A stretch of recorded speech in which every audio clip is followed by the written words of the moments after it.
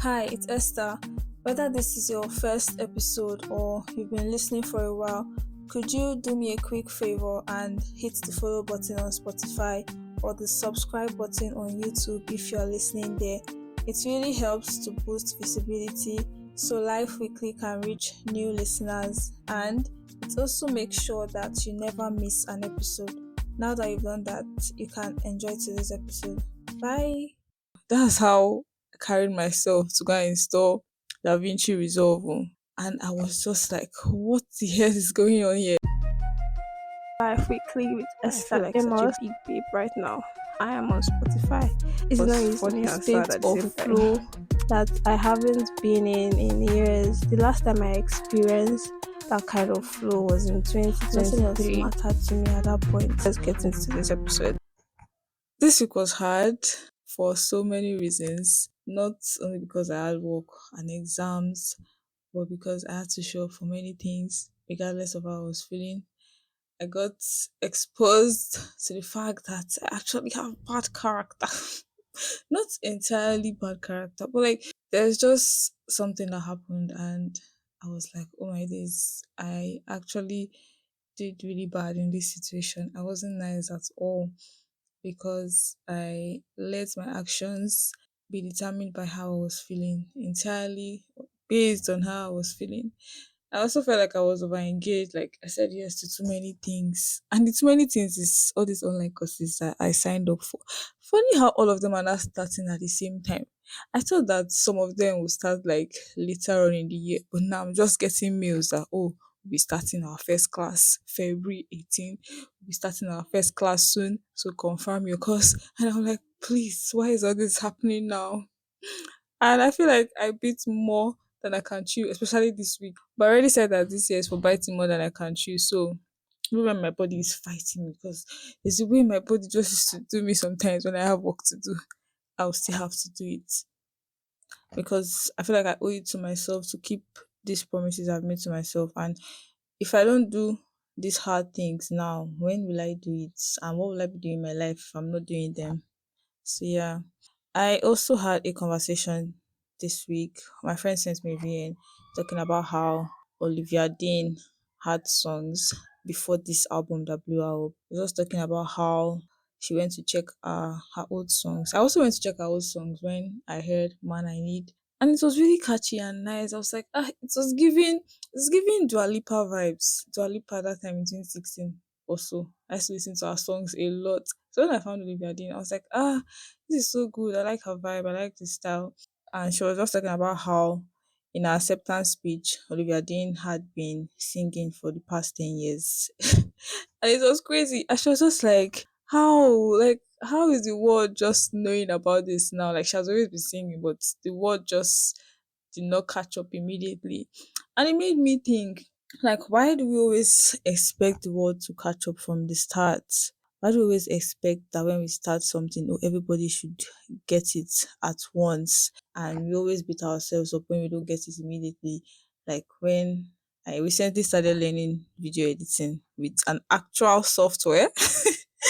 With an actual software, and I felt so dumb because I used to see video editors online on Instagram, mostly the ones I know from my school, and they'll be using DaVinci Resolve, and they'll be talking about how it's better than Adobe Premiere, and I'm like, this is so cool. That's how I carried myself to go and install DaVinci Resolve. And I was just like, what the hell is going on here? I didn't know anything that was going on in the software. I was just seeing so many buttons. See, CapCut has spoiled us. CapCut has made things so simple, and I feel like that's how it's meant to be. But these softwares also have more advantages because CapCut and its watermark is so annoying, and I don't even want that their watermark on any of my videos. That's why I wanted to start learning video editing with an actual software, and I felt so dumb. I felt so dumb when I was using it. I was like, okay, I'm not going to do this again. I uninstalled, I deleted DaVinci Resolve because I was like, this is actually very complex. And I installed Adobe Premiere. And it was actually been easier. And the only thing I wanted to do was just to add caption. Is it caption? Yeah, I wanted to just add caption to the video and color grade and trim. But I actually struggled with it. I had to Google. I was watching tutorials and doing it side by side It's not like all those times where I want to learn something or anybody wants to learn something and they'll first like finish watching the video or the tutorial and then go back. This one, I had to be doing it as I was watching the video. And I realized that starting something newly doesn't actually mean you're dumb. Like it's just new and novel to you, and you don't have to know things at the first try. And I don't know where this thing came from, but we don't really like being beginners at something. When it's like when you're a beginner, it's almost very feels very shameful. Feels very shameful. And most times when we see people now like Olivia Dean, who are now stars, who have been globally recognized, we forget that oh, these people must have felt dumb too at the beginning. They must have had moments where they doubted themselves, where they were just like, ah, is this even going to work? But we will not see all of that. And the world only catches up when you have a track record already that, okay, you actually believe that this thing you're doing, you're meant to do it, and then you've done it over and over. See, 10 years is crazy. 10 freaking years is crazy. And you've done it over and over and over again, and then the world catches up eventually. And I feel like having that backlog of consistent work is going to prove to the whole world that, oh, you actually did the work to get here. Like this reward that you're getting now, you deserve it. So yeah, this week was heavy, hard, and I had lots of responsibilities. I also realized that I have been putting off work on myself, working on my character. I have just been working on everything externally, trying to work for clients, trying to do other things that doesn't involve improving my character. And it was a hard pill to swallow this week, but I have swallowed it. So something scary that also happened this week was when I was analyzing some YouTube videos, checking creators that are making content that I would also like to make just to get ideas from them. And I was like, this thing I'm doing, is it trying to be strategic or copying? Because most of these people, they have, okay, I like what they're doing, I like what they teach. They teach about self-help and all these things that promises to help you improve your character, promises to help you improve your life. But I'm not condemning anybody, but I just fear that trying to analyze these videos and look for a way to tweak my message to match the same way they are delivering it might erase my identity or might cause identity crisis along the line, because I was not thinking that okay, what if I actually have something to say and then I don't feel like it's viral enough, or I don't feel like it will appeal to emotions enough. And also, see, God has used my friend to save me a lot. And so my friend somehow just sent me a reel about how this woman, she was talking about, oh, people that are making content on the internet, like, you know, they're always saying, oh, make content for the audience, make what the audience wants. I don't even think that is very applicable, because if you keep making, or if you keep anchoring your content style and your message based on what you think the audience wants, it's not going to erase a lot of things about you, because now you now be thinking that, oh, would they want to hear this? Would they not want to hear this? And that's a very scary part to be in. And it didn't really sit well with me, trying to tweak my message to follow trends, or trying to tweak the ideas I got for videos that I'll make in the future to tweak what I think people would love to hear. And I just came to the conclusion that okay, it's good to check how these people are being strategic and check the things you can learn from them. But going to the point of now totally your content is not dependent on what you think people want to hear, that's like erasing the whole point of content creation. Because if everybody is creating what they think people want to hear, then that's very weird. And I feel like most creators actually start out um making videos about their ideas, about solid messages, and then at some point, especially people that care about monetization and making income from their videos, and they see that okay, maybe this thing I'm talking about is not trending, it's not getting views. Oh my days, it's not getting views. Okay, let me see what I can change about it. And then they go on to change things about it, and midway they start getting this identity crisis like, oh my days, what am I doing here? Am I supposed to be doing this? That's so scary. That's so scary. That's so scary. I feel like when or I hope and pray that when that point eventually comes in this journey, I pray that I'm grounded enough in my values that I don't see the need to tweak my message to appeal to emotion or to appeal to the mass. And it actually now got me thinking again, that is it possible to tweak your message for trends, for emotionally appeal and not be changed by it? Like, can you say that, okay, I'm only doing this for work, I'm not going to apply this to my life? But I really think that how you work can shape you. Or what do you guys think? How do you know when your work is shaping you more than you're shaping it? I feel like you're meant to shape your work, not the other way around. And there's this thing that I was arguing with someone one time about how we say, oh, we live differently or act differently at work and in our daily lives. And I'm like, you're not the same person that is showing up in these places. How are we not different? So for me, it's very scary to lose yourself trying to monetize, follow trends, appeal to emotions, and then now finding your way back. I feel like that will even confuse your audience more because they're like, ah, what's this person doing? This person is not serious. I think I've gotten it now. That has to be it. That's what causes confusion. Because if your message is not consistent with who you are and you're trying to match up to what people will think, it will actually make them confused. See, you can't really please people.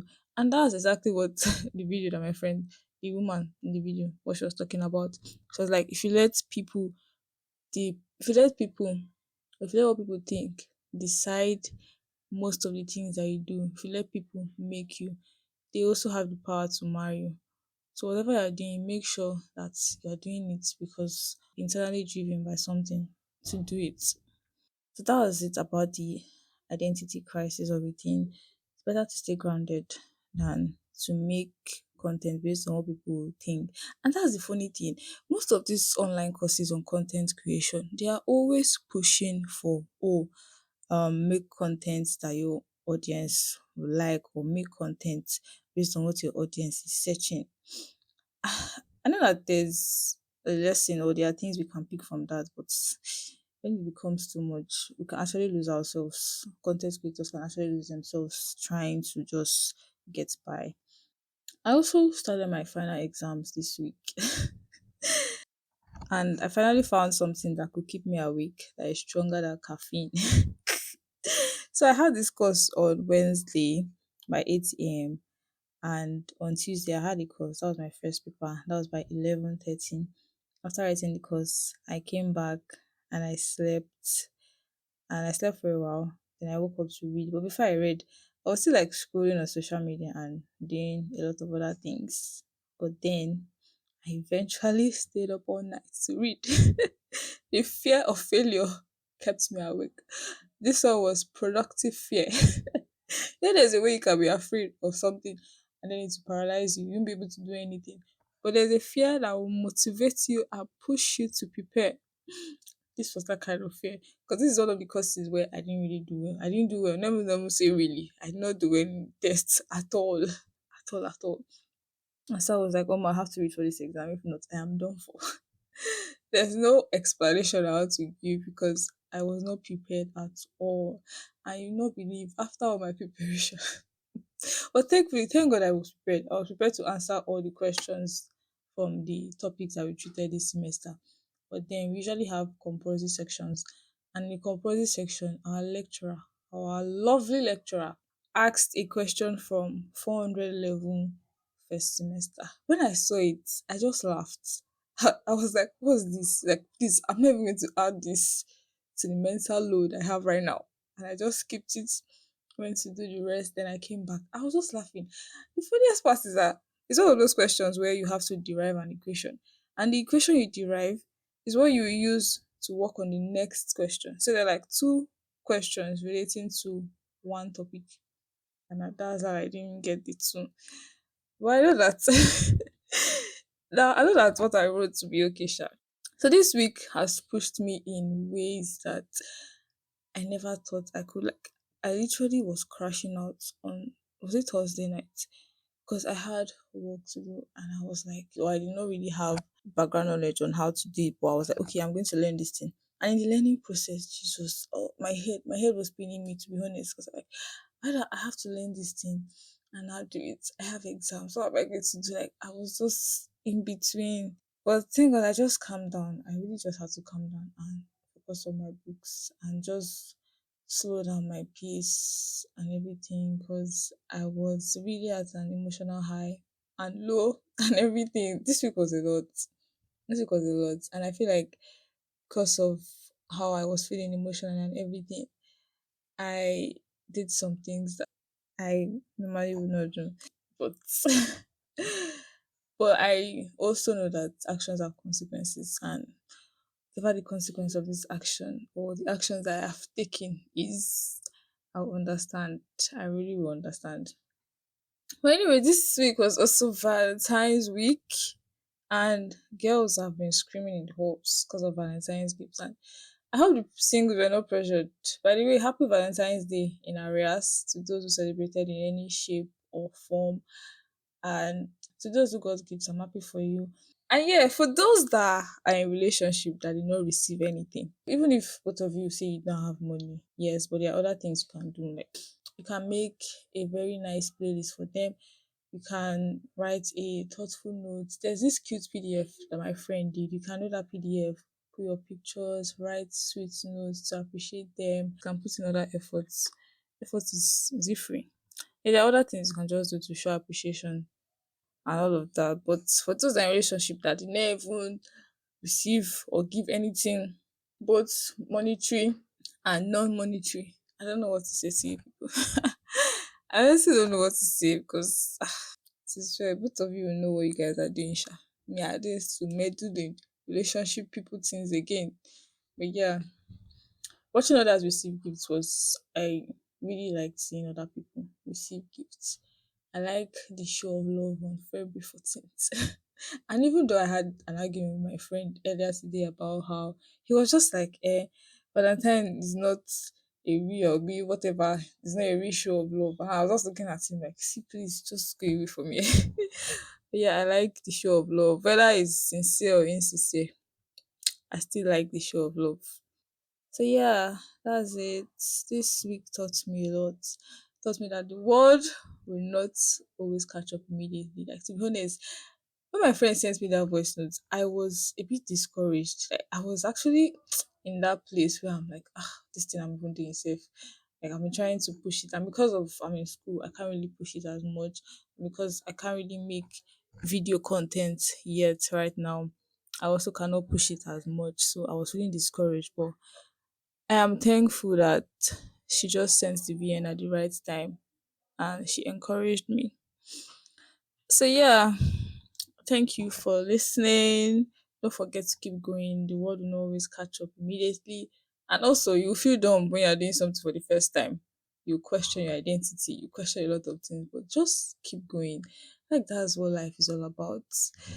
Just show up every day, every day. You learn by repetition, you get better. That's the thing, you only get better if you are trying and trying, you try and fail, you try and fail, you get to know what works. People always say this all the time, but being practical about it is where most people fail. Yeah, you have to be practical about this thing, not just motivational talk. So yeah, that's all for this week. Thank you for listening. Like, if you're listening on YouTube, subscribe and leave a comment on YouTube also. See you next week. Bye.